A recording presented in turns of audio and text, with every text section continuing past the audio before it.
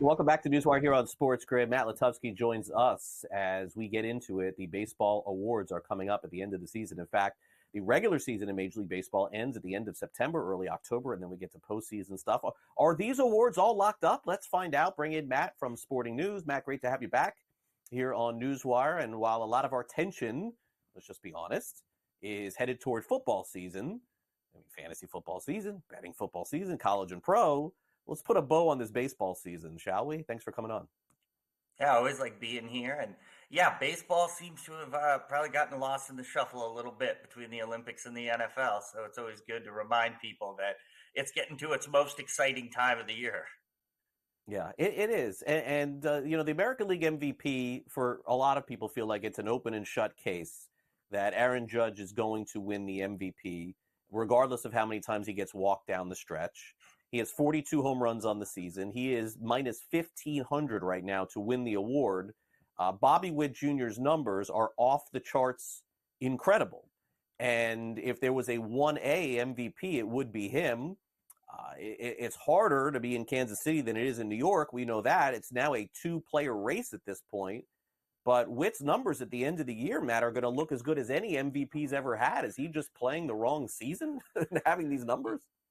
And that's what it feels like. You know, you'll hear a lot, well, it was an MVP caliber season, even if a guy doesn't win it that year. That couldn't be more true of the season Witt's having. And, you try to think, well, does he have a chance? What would it take? Well, unfortunately, it would probably take an injury to Aaron Judge, which no one wants to see, or, something just a catastrophic slump that's highly unlikely to happen when you're not seeing any pitches to hit anyway. But, it's funny when you look at some of the advanced numbers, like you look at the Fangraphs WAR, you look at the Baseball Reference WAR. I mean, it is pretty much neck and neck. There isn't a wide chasm. And, people might be wondering, well, how is that possible? Well, it's because of the defense and how much Witt makes up in defense. And that's not to say he's not having an unbelievable offensive season. So if you ask me, is there a chance? I do think there's a chance, a very small one, because let's face it, at the end of the day, MVP voters were always going to look at the offensive numbers. Home runs still rule. It doesn't matter how much we try to say that other numbers might matter just as much. But, I think for Witt to even be in the conversation, he has to hit some benchmarks. He's probably going to do the 100 with runs and ribbies, certainly on pace for that. I think 30-30 would go a long way. I don't know if he can get there in home runs. He'll be probably pretty close. I think over 350 with his average, which he could certainly do, over 400 with his OBP. Just some nice little benchmarks that look a little better when, Judge's benchmarks are obviously going to be eye-popping. So, and of course, Kansas City has to make the playoffs too. I think that's a key part to this as well, which right now they're in position to do. But even if he hits all those, I think it's Judge's award to lose for sure. Yeah, look, the guy hits 50, 60 home runs. It's hard not to give that guy the award, and he plays in pinstripes. That's the other thing there. Okay, so the Rookie of the Year odds shifted significantly in a couple of months. Colton Cowser is the favorite, prohibitive favorite, minus 280. Luis Gil, who was the favorite a couple of months ago, is now in the second position. Austin Wells has climbed all the way to 10-1, and Ceddanne Rafaela, who I love, by the way, I think this kid is a player.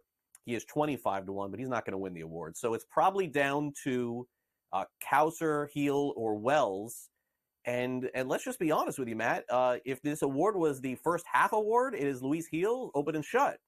But the innings have piled up. He hasn't been the same.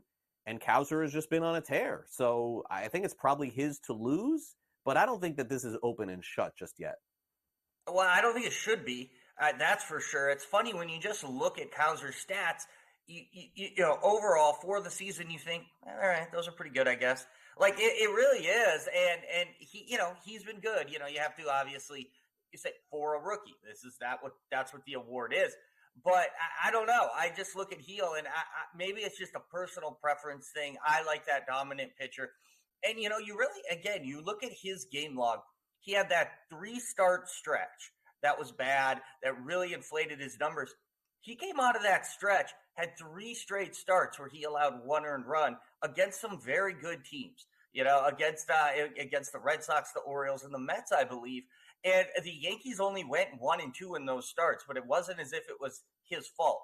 So I just find it very interesting that you put those odds up there, and they are what they are, because I think that if I had a vote, I would pick Heel, and that's nothing against Cowser or anyone else. I just think that pitcher who's been so good every fifth day that you can count on, that's the guy that I would rather give the award to. I think he's been the best rookie, and he's done it in a very tough place with a lot of pressure. So he'd get my vote, but yeah, I guess right now the odds say otherwise.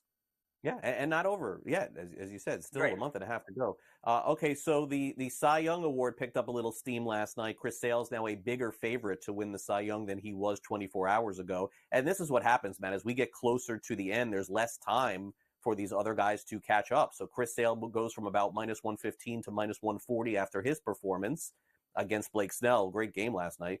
Zack Wheeler's plus 165. Paul Skeens has now fallen back from about 4 and 5 to 1 to plus 650. And I think that the stats compiling for both of these pitchers at the end of the season is just too much for Paul Skeens to overcome. But there's no question, with 6 starts probably for both guys coming down the stretch, this could absolutely go either way. I mean, Sale could easily win it, but so could Wheeler. This is far from over. Yeah, I think with Skeens, when you're 40 to 60 innings behind the leaders, it's very tough to make up. And I just think the bottom line is Sale's been the better pitcher than Wheeler. Like, that's it. You just look at the numbers, the Ks stand out so much. And that's not to take anything away from Wheeler, but just across the board, when you put it all together, Sale's been better. In fact, I think there's other pitchers in the National League who've been better that weren't on that list. So it's a very close race. I think Wheeler still has a chance if he has a very strong finish. But as long as Sale doesn't, get hurt or completely collapse down the stretch, it's his award to lose in my eyes. I personally don't think it's particularly close. But again, maybe the voters think otherwise, and it will be. Yeah, we'll see. I mean, Chris Sale, man, imagine me telling you Chris Sale's going to win the Cy Young and the Braves are on the verge of not making the playoffs. You never would have thought that would be the case, but here we are. Never. Thanks again for coming on. Appreciate it. Appreciate it.